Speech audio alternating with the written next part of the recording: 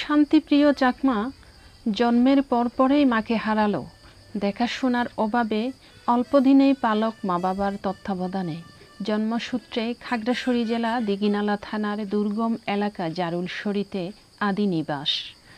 পালক পিতামাতার তত্ত্বাবধানে থাকা অবস্থায় ভয়ানক কলেরা কেড়ে নেয় শিশু শান্তিপ্রিয়র দুটি চোখের জ্যোতি। একে একে হারিয়ে যায় তাকে তত্ত্বাবধান করা পিতামাতারাও।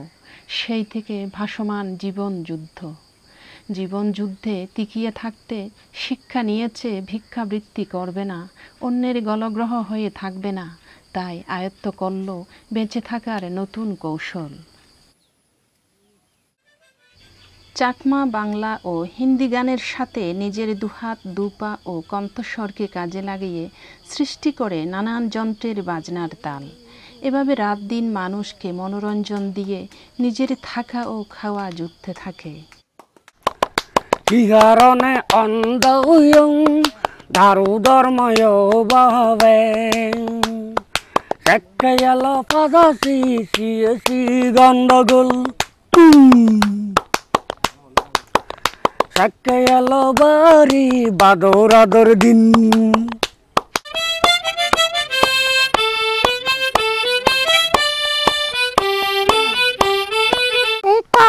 पहली बार साजन की आंखों में प्यार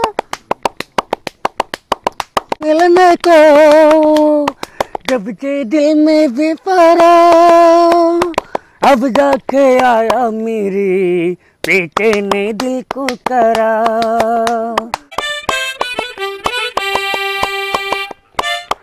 करना पोली माजी आई हुजन बाती न जाने তোরা কোন কোন যাবি আর সাম্পানে অল্প বসে নয়া মাঝি বাই পয়সা করি তাগলে দিবা কোনো চিন্তা না।